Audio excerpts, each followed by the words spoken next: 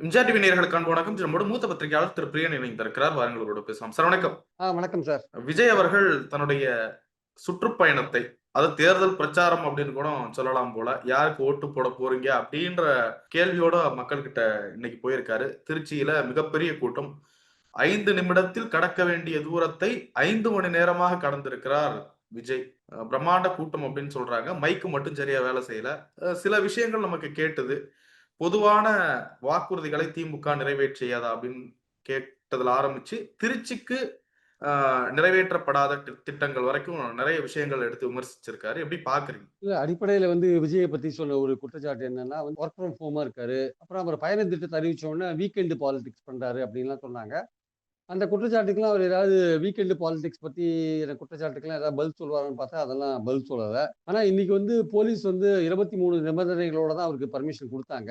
ஆனா அவர் வந்து ஏர்போர்ட்லேருந்து அந்த முதல் பாயிண்ட் பேசுற பாயிண்ட்க்கு போறதுக்கே 5 மணி நேரம் ஆயிருக்கு. போலீஸ் வந்து ஸ்ட்ரிக்ட்டாவே வந்து அந்த கூட்டத்த கண்ட்ரோல் பண்ணி ரெகுலேட் பண்ணியிருந்தாங்கன்னா, விஜயோடைய பயணம் வந்து இன்னும் கொஞ்சம் சுலபமா முதல் பாயிண்ட்டுக்கு போய் சேர்ந்திருக்கும் என்பது என்னுடைய கருத்து. அதுல போலீஸும் வந்து அந்த கூட்டத்துல வந்து எந்த விதமான ஒரு கட்டுப்பாடையும் கொண்டு வரதுக்கு முயற்சி பண்ணல. ஏன்னா, அது வந்து வேற மாதிரியான விளைவுகள உண்டாக்கும்ன்றதுனால, போலீஸும் பேசாம இருந்துட்டாங்க. அதனால இவருடைய வண்டியும் வந்து மெதுவா வேண்டிய கட்டாயத்துக்கு தள்ளப்பட்டதுன்னு நான் பார்க்குறேன் ஆக்சுவலா வந்து. ஸோ அப்படி இருக்கும்பொழுது, இந்த கூட்டத்தில அவர் பேசின முதல் பேச்சுன்றது வந்து எல்லோராலும் வந்து கூர்ந்து கவனிக்கப்பட்ட ஒன்றாக இருந்தது. ஆனால் திருச்சி தவிர, அங்க இருந்தவங்கள தவிர வெளியுலகத்துக்கு வந்து தொலைக்காட்சி மூலமாக கேட்டுக்கொண்டிருந்த லட்சக்கணக்கான மக்களுக்கு வந்து அவருடைய பேச்சு சரியா கன்வே ஆகாதது வந்து ஒரு தொழில்நுட்ப கோளாறு. இவ்வளவு ஏற்பாடுகள் செய்து கூட ஒரு தொழில்நுட்ப கோளாற வந்து அவங்க இது மாரியான ஒரு மாற்று ஏற்பாடுகள் கூட பண்ண முடியாத லெவல்ல அவங்க இருக்காங்கன்னு நம்ம பார்க்குறோம் நம்ப. அது இனிமேல் அடுத்த கூட்டத்திலேருந்து அத சரி பண்ணுவாங்கன்னு நெனைக்கிறோம் நம்ப. ஸோ அவர் பேசினதுல அடிப்படையா பார்த்தீங்கன்னா, அவர் வந்து போன மதுரை மாநாட்டுக்கு இப்போ அவர் பேசினதுல நெறைய வித்தியாசம் இருக்கு. அதாவது போன வாட்டி அவர் வந்து மற்ற கட்சிகள் எல்லாம் நல்லா தாக்கினாரு. பாஜகவ பத்தி பேசும்போது, தாமரை வந்து தண்ணீர்ல ஒட்டாது.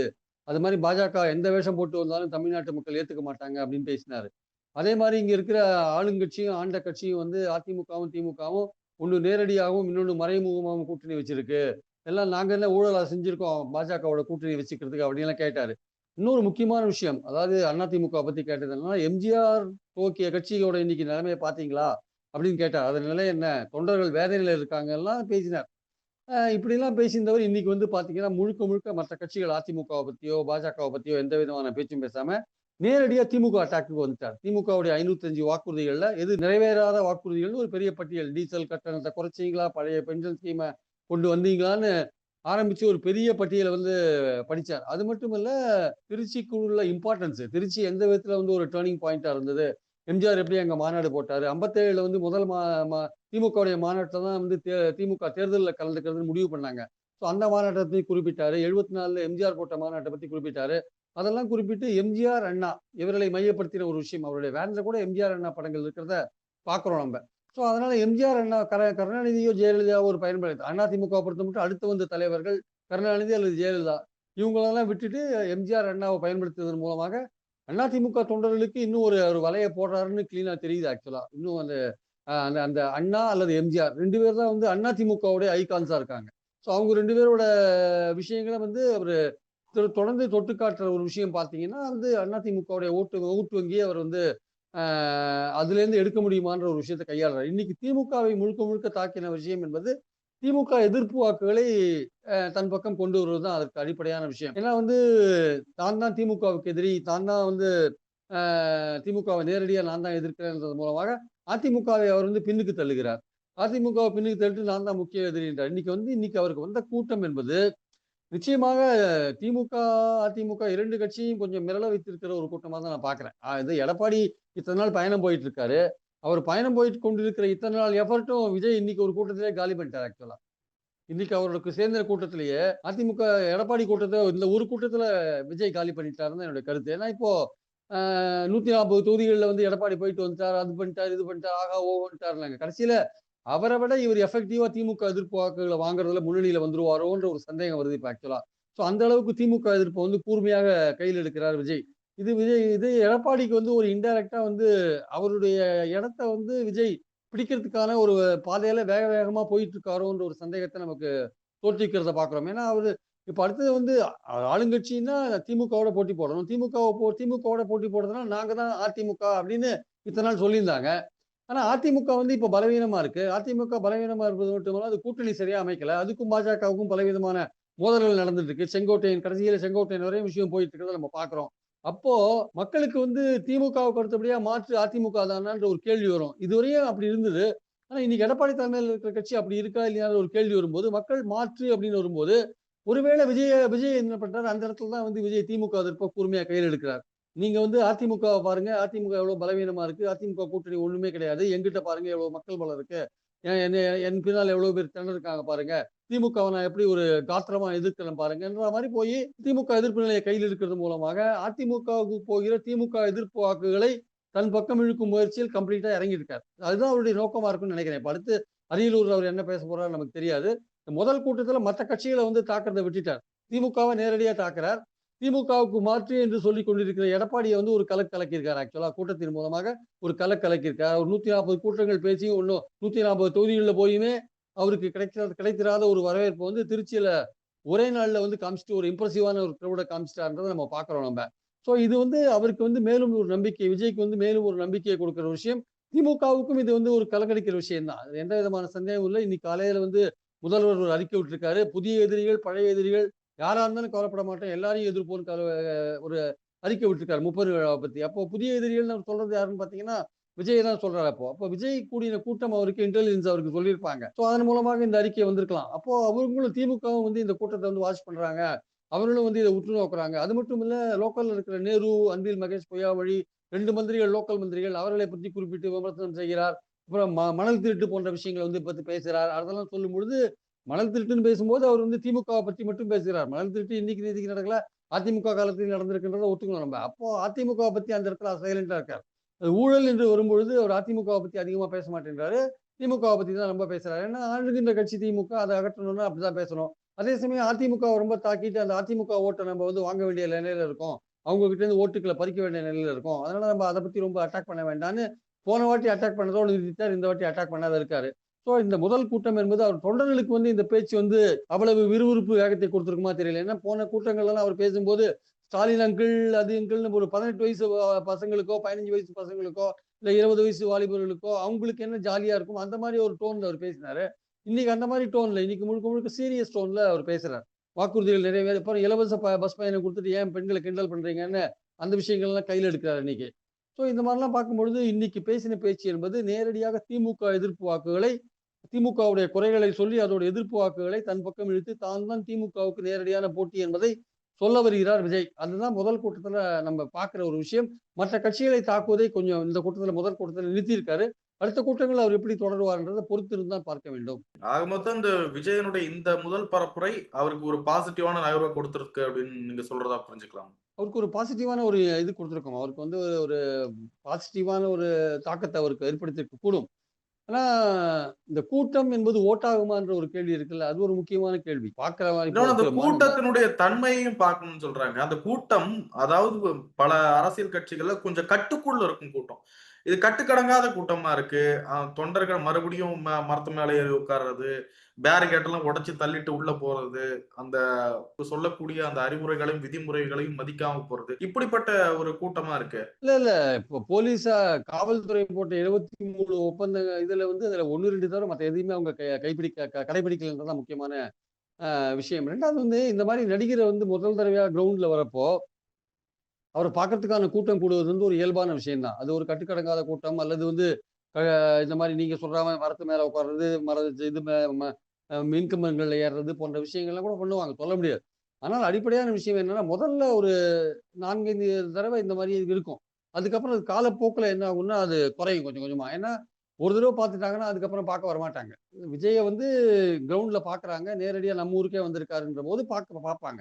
அதுக்கு அடுத்தது திருப்பி திருப்பி அவர் தேர்தல் பிரச்சாரத்துல பல தடவ போகும்பொழுது, அந்த அந்த ஈர்ப்பு வந்து கொஞ்சம் குறையறதுக்கான வாய்ப்புகள் இருக்கு. அதனால தான் இப்பவே வந்து என்ன பண்றாரு, 1 வாரத்துக்கு ஒரு தடவன்னு மக்கள சந்திக்கிறார். ஏன்னா தினமும் சந்திச்சா அது அலுப்பு தட்டிடும்.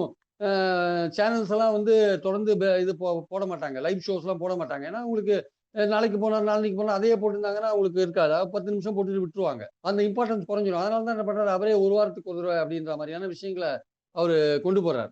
ஸோ அதனால வந்து இந்த கூட்டம் என்பது ஓட்டாகுமான்றது ஒரு முக்கியமான கேள்வி. அந்த கூட்டம் ஓட்டாகுமா? எல்லா நடிகர்களுக்கும் கூட்டம் சேரும்போது, எம்ஜிஆர் அவர்களுக்கு கூட்டம் சேர்ந்தது அது ஓட்டானது. என்டிஆர் அவர்களுக்கு கூட்டம் சேர்ந்தது இது ஓட்டானது. சிரஞ்சீவி அவர்களுக்கு கூட்டம் சேர்ந்தது இது ஓட் ஆல ஆக்சுவலா. அதனால வந்து வேறு பல நடிகர்கள்லாம் முக்கியமான நடிகர்கள் இப்போ வந்து பவன் கல்யாணுக்கு முதல்ல கூட்டம் சேர்ந்தது ஓட் ஆகல முதல்ல 2014ல. ஸோ அந்த மாரி இருக்கும்பொழுது, இவருக்கு வந்து இந்த கூட்டம் ஓட் ஆகுமான்னா, அங்க வந்திருக்கிற க்ரவுட பார்த்து அவர் கேள்வி கேட்கிறாரு. "மீண்டும் திமுகவுக்கு ஓட்டு போடுவீர்களா?"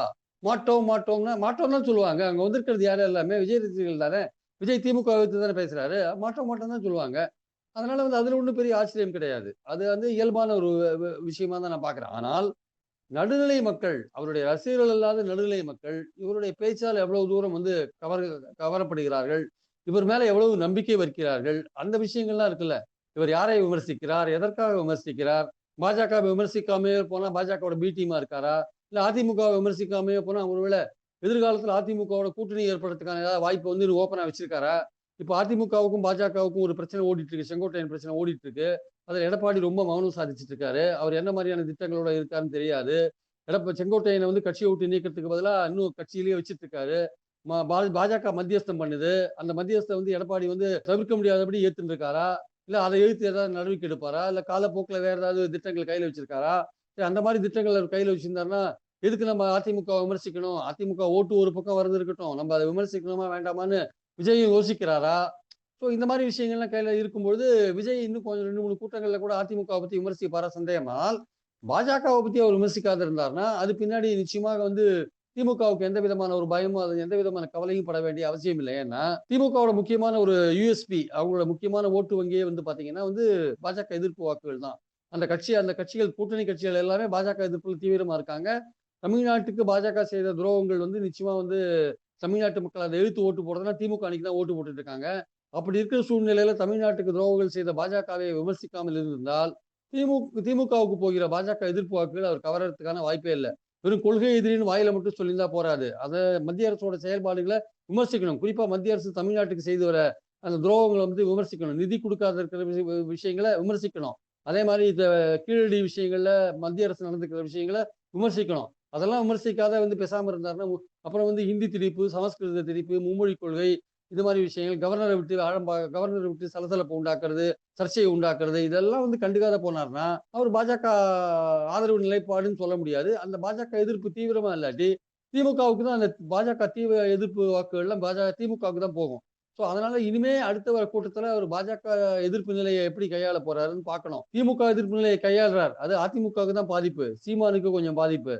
பாஜக எதிர்ப்பு நிலையை கையாண்டா தான் திமுகவோட ஓட் பேங்க நீங்க அடிக்க முடியும். இல்லாட்டி திமுக வந்து பாஜக எதிர்ப்பு ஓட்டுகள வாங்குறது மட்டும் இல்லாம, அதற்கு ஆதரவான ஓட்டுக்கள், அதனோட திட்டங்கள் மூலமாக பயனடைந்த பெண்கள், மற்ற இளைஞர்கள், மாணவர்கள் அவங்க ஓட்டுக்கள், குழந்தைகளுக்கு பிரேக்ஃபாஸ்ட் போடுறது, இந்த மாரி குடும்பத்தோட ஓட்டுக்கள்லாம் அது வாங்குறதுக்கான வாய்ப்புகள் இருக்கு. அப்போ நீங்க திமுக ஆளுங்கட்சியா இருக்கிற திமுகவுக்கு நான் தான் எதிரி, அதை நான் தான் ஆட்சியை விட்டு அகற்றுவேன் அப்படின்னு நீங்க சொன்னீங்கன்னா, அதோடைய வோட் பேங்க குறி வச்சு நீங்க தாக்கணும் அப்படின்னீங்கன்னா, நீங்க வந்து அதோட வோட் பேங்க் முக்கியமான வோட் பேங்க் பாஜக எதிர்ப்பு வோட் பேங்க். அத நீங்க எப்படி பிடிக்க போறீங்க? அத நீங்க இன்னைக்கு முதல் கூட்டத்துல அத நீங்க எதுவும் பண்ணல. இனிமே வர கூட்டத்துல பண்ணுவீங்களா இல்லையான்னு தெரியாது. அப்போ திமுக வந்து இன்னைக்கு இந்த முதல் கூட்டத்த பொறுத்த மட்டும் திமுக கவலைப்பட வேண்டிய அவசியம் இல்ல. ஆனால் அதிமுக கவலைப்படணும். எடப்பாடி கவலைப்படணும். இப்ப இதுக்கு முன்னாடி நெறைய பிரெடிக்ஷன்ஸ்லாம் இருந்தது. விஜய் களத்துக்கு வர்றதுக்கு முன்னாடி, விஜய்க்கு இவ்ளோ பெர்சன்டேஜ் ஓட்டு தான். அவரால முடியவே முடியாது அப்படின்ற மாரி நெறைய யூகங்கள், கணிப்புகள் எல்லாம் வந்துட்டு இப்ப களத்துக்கு போயிட்டாரு. களத்துக்கு போக போக நாள் ஆக ஆக இந்த கணிப்புகள்ல ஒரு மாற்றம் வர வாய்ப்பு இருக்குதா? களம் கண்டிப்பா மாற சார். வாய்ப்பு இருக்கா? கண்டிப்பா அவருடைய பேச்சுக்கள பொறுத்து தான் நம்ம அந்த மாற்றங்கள் எல்லாம் கொண்டு வர முடியும். இப்ப இன்னைக்கு நம்ம எப்படி டீகோட் பண்றோம் அந்த பேச்ச? திமுகவ பத்தியுமே அட்டாக் பண்றாரு. மற்ற கட்சிகள எடுக்கல. மற்ற கட்சிகள எடுக்காதனால வந்து திமுக எதிர்ப்பு ஓட்டுகள வந்து அதிமுகவுக்கு போற எதிர்ப்பு ஓட்டுகள வாங்குறாருன்னு ஒரு டீகோட் நம்ம பண்றோம்ல. பாஜக எதிர்ப்பு நிலை எடுக்காதனால திமுகவுக்கு எந்த சேதமும் இருக்காது. அவங்களுக்கு பாஜக எதிர்ப்பு ஓட்டுகள் அப்படியே போகும்னு நம்ம சொல்றோம் இல்லையா? ஸோ அதனால வரப்போற காலகட்டத்தில அவர் எப்படி தன்னுடைய பேச்ச அமைச்சுக்கிறாரு? காங்கிரஸ பத்தி என்ன பேச போறாரு? இன்னைக்கு இருக்கிற பல சிக்கலுக்கு நீட் தேர்வு போன்ற சிக்கல்களுக்கு காங்கிரஸ் தான் காரணம்னு பல கட்சிகள் சொல்லிட்டு இருக்காங்க. அப்படி இருக்கும்போது காங்கிரஸ பத்தின ஒரு நிலைப்பாடு என்ன? அதுவும் இருக்குல்ல. தேசிய அளவுல வந்து பாஜகவுக்கு மாற்றா காங்கிரஸ் இருக்கு. காங்கிரஸோட பழைய கால வரலாறு இப்போ உதாரணமா ஈழத்தமிழர்கள் விஷயத்துல காங்கிரஸ பத்தின விஷயங்கள் நெறைய இருக்கு. பேசறதுக்கு நெறைய இருக்கு. ஸோ அந்த மாரி நீட் விஷயத்திலயும் பேசறதுக்கு நெறைய இருக்கு. ஸோ இந்த மாரி விஷயங்கள்லாம் இருக்கும்போது காங்கிரஸ விமர்சனம் பண்றதுக்கும் வாய்ப்புகள் நெறைய இருக்கு. அப்படிலாம் இருக்கும்போது அத தொடப்போறாரா மாட்டாரா? அப்படின்ற விஷயங்கள்லாம் இருக்கு இல்லையா? ஸோ காங்கிரஸ பத்தி பாஜகவ பத்தி கண்டிப்பா விமர்சிக்க வேண்டிய கட்டாயத்துல இருக்காரு. கொள்கை எதிரின்னு சொல்ட்டார். காங்கிரஸ பத்தி அவர் எதுவும் விமர்சனம் பண்ணல. அப்ப காங்கிரஸையும் நீங்க எங்கேயாவது ஒரு இடத்துல வந்து காங்கிரஸ் வந்து நீங்க அட்டாக் பண்ண வேண்டிய கட்டாயத்துல இருக்கீங்க. ஏன்னா திமுக கூட்டணி கட்சிகள் நீங்க அட்டாக் பண்ணும்போது காங்கிரஸையும் நீங்க சேர்த்து அட்டாக் பண்ண வேண்டிய நிலையில இருக்கீங்க. அதே மாதிரி பாத்தீங்கன்னா வந்து உங்களுக்கு வந்து திமுக எதிர்ப்பு ஓட்டுகளை வாங்கும்போது நீங்க அதிமுக அதிமுக கிட்ட இருக்கிற ஓட்டுகளை நீங்க எடுக்க ட்ரை பண்றீங்க. அப்போ அதிமுகவை பத்தி நீங்க ஊழல் அப்படின்ற ஒரு விஷயத்த ஆரம்பிச்சீங்கன்னா அதிமுகவை பத்தி நீங்க குறிப்பிடாம இருக்க முடியாது ஆக்சுவலா. எடப்பாடியோட அமைச்சர்கள் மேல பலவிதமான ஊழல் வழக்குகள் டிவிஎஸ்சில பதியப்பட்டிருக்கிறத நம்ம பார்க்கிறோம். அதை பத்திலாம் நீங்க பேசாம ஊழலை பத்தி கடந்து போக முடியாது. ஸோ மணல் திருட்டுன்னா நீங்க அதிமுகவை பத்தி சேர்த்து தான் பேச வேண்டியிருக்கும். அப்போ இனிமேல் என்ன மாதிரியான அவர் பேச போறாரு? அவர் ஒவ்வொரு கூட்டத்திலயும் இப்ப முதல் கூட்டத்துல நம்ம இந்த டீகோட் பண்ணலாம். திமுக ஓட்டு வங்கிக்கு அவர் எதுவும் திமுக எதிர்ப்பு வாக்குகளை பிரிக்கிறதுல தான் குறி வச்சிருக்காரே தவிர, திமுகவுக்கு போற ஓட்டு வங்கியில அவர் எதுவும் கை வைக்கலன்றத நம்ம பார்க்கலாம். அதிமுகவுக்கு போற ஓட்டு வங்கியில தான் கை வச்சிருக்காரு. அடுத்த வர கூட்டத்துல பாஜக எதிர்ப்பு நிலையை எடுத்து திமுகவுக்கு போற ஓட்டு வங்கியில கை வைப்பாரா? அப்படின்ற ஒரு விஷயம் இருக்கு. அத நம்ம பொறுத்திருந்து தான் பார்க்கணும் ஆக்சுவலா வந்து. பாஜகவை கண்டிப்பா எதிர்த்தே ஆகணும் அப்படின்ற அவசியம் இருக்கா? இது மாநிலத்தில் நடக்கக்கூடிய சட்டமன்ற தேர்தல். பிரதான எதிரி திமுக. பாஜகவை இந்த சமயத்தில் விமர்சித்தாலும் அது எடுபடுமா? பாஜக தமிழ்நாட்டுக்கு செய்திருக்கிற விஷயங்கள் சார் 2300 கோடி சமக்கிர சிக்ஷாக்கு பணம் குடுக்கல. கல்வி திட்டத்துக்கு பணம் குடுக்கல. மகாத்மா காந்தி ஊரக வேலைவாய்ப்பு சார் அது திட்டத்துல அவர் அது பணம் வந்து நாடாளுமன்ற குடுத்தாங்க. தேர்தல்ல தானே சார் அது அது அதுக்கு இல்ல, இல்ல. எதிர்ப்பு தெரிவிப்பாங்க மக்கள். தமிழ்நாடு பாதிச்சிருக்குல்ல. தமிழ்நாடு பாதிக்கிறதுக்கு யார் காரணம்? பசங்கள வந்து 25% ஆர்டிஐல வந்து பிரைவேட் ஸ்கூல்ஸ்ல வந்து சேர்க்க முடியல. அந்த ரைட் டூ எஜுகேஷன்ல பிரைவேட் ஸ்கூல்ஸ் சேர்க்க முடியல. அதுக்கு நிதி தரல. அப்படின்றபோது நம்ம கீழடி தொன்மையை பத்தி அவங்க ஒத்துக்க மாட்டேங்கிறாங்க மத்திய அரசு. தமிழ்நாட்ட நேரடியா பாதிக்கிற விஷயங்கள் இல்லையா? இத பத்திலாம் நீங்க பேசாத இருந்தீங்கன்னா, அந்த ஓட்டு வங்கிய நீங்க இழந்துருவீங்க. ஏன்னா திமுகவுக்கு போறது முக்கியமா பாஜக எதிர்ப்பு ஓட்டுகள் தான். அந்த வாக்கு வங்கிய நீங்க இழந்துருவீங்க. அதனால தான் பாஜக கொள்கை எதிரின்னு சொல்ற பாஜகவ நீங்க கடுமையா விமர்சிக்க வேண்டிய கட்டாயத்துல இருக்கீங்க ஆக்சுவலா. அதனால இது பாராளுமன்ற தேர்தல்னு சொல்ல இப்போ போன எலக்ஷன்ஸ்ல பாராளுமன்ற தேர்தல்ல முழுக்க முழுக்க எடப்பாடி என்ன பண்ணாரு? மோடிய பத்தி பேசினாரு. யார பத்தி பேசினாரு? ஸ்டாலின் ஆட்சிய பத்தி தானே பேசினாரு. அது பாராளுமன்ற தேர்தல் தானே. ஏன் ஸ்டாலின் ஆட்சிய பத்தி பேசினாரு? ஸ்டாலின் ஆட்சியில தமிழ்நாடு இவ்வளவு பாதிக்கப்பட்டிருக்குன்னு அந்த ஆங்கிள்ல தான் பேசினாரு. அதே மாரி பாஜக டெல்லியில ஆள்ற பாஜகனால தமிழ்நாடு எவ்வளவு பாதிக்கப்பட்டிருக்குன்னு நீங்க சொல்லலைன்னா, அத நீங்க கொள்கை எதிரின்னு சொல்றதுல அர்த்தம் இல்ல. ஏன் சொல்லணும் அப்டின்னா, திமுகவுக்கு போற பாஜக எதிர்ப்பு வாக்குகள் அதுதான் முக்கியமான வாக்கு. அத நீங்க எப்படி எடுக்க போறீங்க? அது முக்கியமான ஓட்டு இல்ல. அவங்க விரும்புறாங்கல்ல அதுல. அத வீழ்த்தணும்னு பார்க்குறீங்க. அப்ப அதோட ஓட்டு பலத்த நீங்க வீக் ஆக்கணும்னா, அத பலவீனமாக்கணும்னா, நீங்க இந்த இந்த ஸ்ட்ராட்டஜிய கையில எடுக்கணும்ல நீங்க. இனிமேலும் இப்ப விஜய்க்கு சேர்க்காமலேயே கூட்டம் கூடுகிறது. கூப்பிடாமலே கூட்டம் கூடுகிறது. காசு கொடுக்காமயே கூட்டம் கூடுகிறது. இனியும் காலம் தாழ்த்தாமல் விஜய் இந்த வாய்ப்ப துல்லியமாக சரியாக பயன்படுத்திக் கொண்டால், ஆட்சிய பிடிக்கணும் அப்படின்ற அந்த கனவு நிறைவேற வாய்ப்பு இருக்கா? இல்ல சார் அவர் ஆட்சிய பிடிப்பாரா? இதே மாரியே வந்து அவருக்கு தொடர்ந்து கூட்டங்கள் வருது அப்படின்ற பட்சத்துல அவர் ஆட்சியை பிடிப்பாரான்னா, அது நீங்க கேட்கறது ஒரு $1,000,000 கேள்வி அது ஆக்சுவலா. அதற்கான பதில் தேர்தல் நெருக்கத்துல தான் தெரியும். அவர் எப்படி தன்னுடைய இப்போ பலவிதமான கருத்து கணிப்புகள், தனியார் கருத்து கணிப்புகள்லாம் வந்ததுல அவருக்கு ஏதோ ஒரு வாய்ப்புகள் இருக்கு. ஸ்டாலின் கருத்துப்படியா அ விஜய தான் முதல்வர் சொல்றாங்க. இல்ல அவருக்கு 20% வாக்கு இருக்கு அப்படின்லாம் சொல்றாங்க. பட் ஆனா குறைஞ்சபட்சம் ஒரு 35லேருந்து 40% வாக்கு இருந்தா தான் ஆட்சிக்கு வரக்கூடிய ஒரு வாய்ப்புகள் இருக்கு. அப்போ அதை நோக்கி அவர் போகிறாரா இல்லையா என்பது இது மாரி பல கூட்டங்கள் மூலமாகவும், அவருடைய அரசியல் செயல்பாடுகள் மூலமாகவும் தான் நம்ம கணிக்க முடியும். ஸோ அத வந்து இப்போ நம்ம தெளிவா கணிக்க முடியாது. ஆனால் அவர் வந்து ஒரு முக்கிய போட்டியாளராக திமுகவுக்கும், அதிமுகவுக்கும் உருவாகி இருக்கிறார் என்பது உண்மை. அதுல எந்த விதமான சந்தேகமும் கிடையாது. அத வந்து நம்ம கண்ண மூடிட்டு பார்க்குற மாரி பார்க்கக்கூடாது. இதுல வந்து சீமான் கூட காணா போனாலும் ஆச்சரியப்படுறதுக்கு இந்த இதுல. அதனால வந்து சீமான் கொள்கை ரீதியா பேசிட்டு ஒரு ஓட்டு வங்கிய வளர்த்து வச்சிருக்காரு. இந்த வாட்டி அந்த ஓட்டு வங்கிய காப்பாத்துவாரான்றது ஒரு கேள்விக்குறியான ஒரு விஷயம். கடந்த கால டேட்டாவெல்லாம் தூக்கி போட்டுட்டு விஜய் கொஞ்சம் மேல வந்தாலும் ஆச்சரியப்படுத்தல. மேல வந்தான்னா வெற்றி பெற அளவுக்கு வாக்கு வாங்குவாரான்னா, அதெல்லாம் தேர்தல் நெருக்கத்துல தான் சொல்ல முடியும். ஆனா இப்ப இருக்கிற லெவல்ல ஏதோ ஒரு பாதிப்ப வந்து இந்த ஆளுகின்ற கட்சிக்கும், ஆண்ட கட்சிக்கும் உருவாக்குவார் என்பது மட்டும் நமக்கு தெரியுது ஆக்சுவலா. நிறைய விஷயங்கள பகிர்ந்து கொண்டீங்க. ரொம்ப நன்றி. Thank you.